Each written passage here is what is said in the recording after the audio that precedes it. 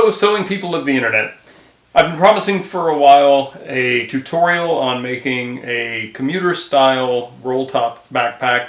The one I'm going to show you how to make is made out of waxed canvas, but I'll get into details later on in this series of how you can use other materials if you don't want to use waxed canvas, but this is a waxed canvas one. This is episode 0. In this video, I wanted to establish some ground rules, some prerequisites, some disclaimers, and other things you might need to know before digging into the actual tutorial.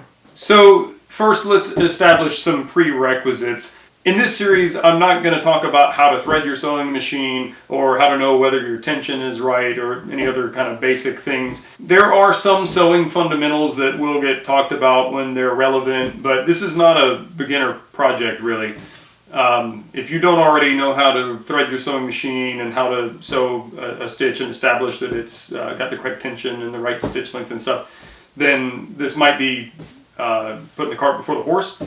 I have some previous videos on beginner projects that might be a better place to start. That said, if you know how to thread your machine and you can sew a seam, you can make this. That's all there is to it.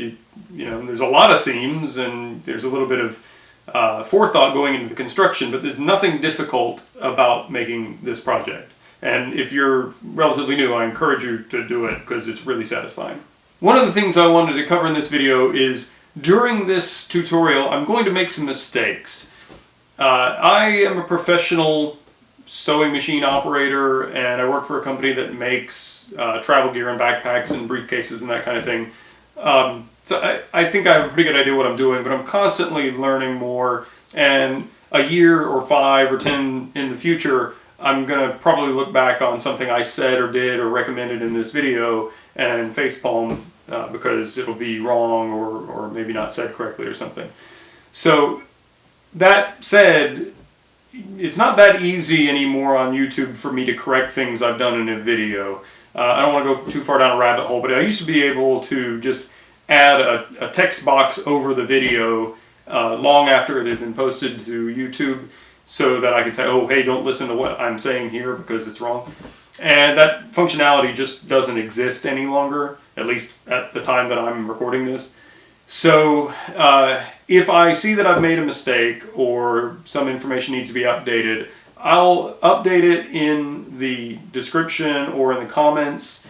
So if you're watching this in the future, really at any time, and you're not sure about something, or if you have a chance, maybe take a look at the comments. I'll try to pin any important updates to the top and see if there's anything that I've noted or somebody's pointed out to me that's incorrect. The terminology that I'm going to use is terminology that's known to me, that I've either learned at the company I work for or through other research. And it may not necessarily be a industry standard or even correct term. So if you know that something I'm saying is incorrect or maybe not the only or best way to express it, by all means feel free to correct me in the comments, let me know. Preferably if you can let me know where you got the information from so we're not all just sharing what we heard from other unreliable sources. But I guess just know that just because I refer to a particular method of doing things by a particular name doesn't mean it's actually correct or the preferred way to refer to that. I'm going to do the very best I can to provide all the information you need within the context of these videos in order to build a project like this. There is no pattern. I don't have any intention of producing a pattern and making it available. Frankly, I probably should because I imagine that could actually generate some revenue, but what I want to show is you don't really need a pattern for something like this. Patterns are really helpful if you're going to be replicating something or if you want to convey to somebody else how to make a thing. But if you want to make a backpack, you don't really need a pattern. But that said, it's entirely possible and maybe even likely that I'm going to omit some information, forget to say something, not get the shot with the camera that I want. And if you get 3/4 of the way into this project and get lost somehow, make a comment, shoot me an email, I'll try to help you, but I'm not responsible for what happens if you choose to follow along this project and you end up ruining $100 worth of material, or if you make your backpack and something you're carrying in it falls out because you made a mistake, whether it's because of my omission of information or not. I'm presenting this information for entertainment purposes and to encourage you to try to learn this skill, but however much information I put into this, it's probably not going to be all-inclusive.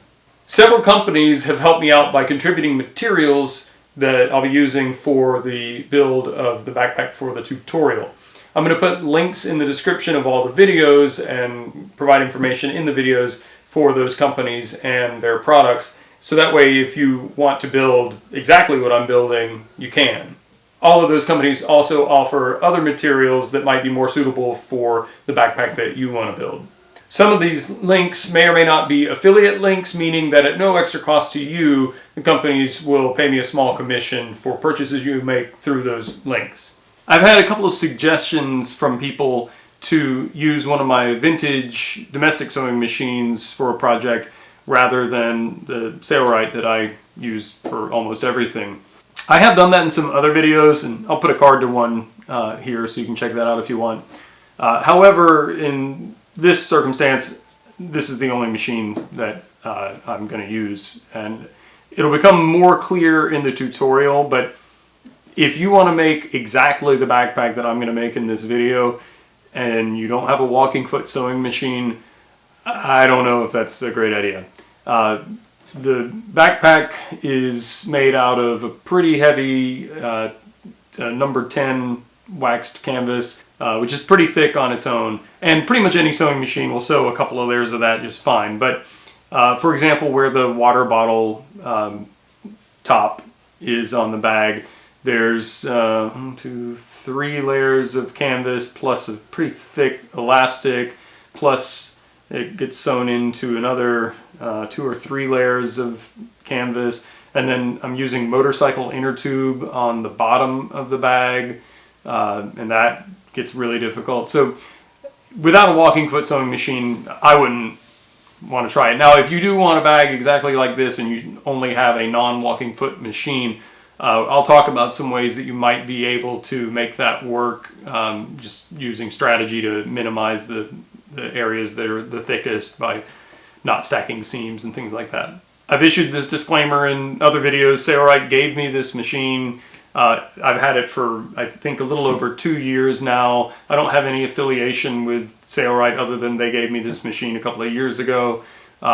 And I've beat the crap out of this machine for the last 2 years, and it's still my primary machine. They don't pay me to advertise this machine, but it's the one I'm going to use. So again, if you don't have access to a walking foot machine, then you might want to consider lighter waxed canvas. Maybe don't do the inner tube on the bottom, maybe some other things.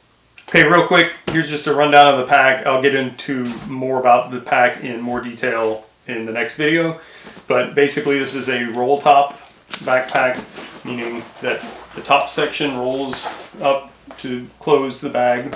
This is a really good weatherproof way to close a bag if you're concerned about rain, when you use your bag. There are some distinct disadvantages to this design, and I'll talk about that in the next video.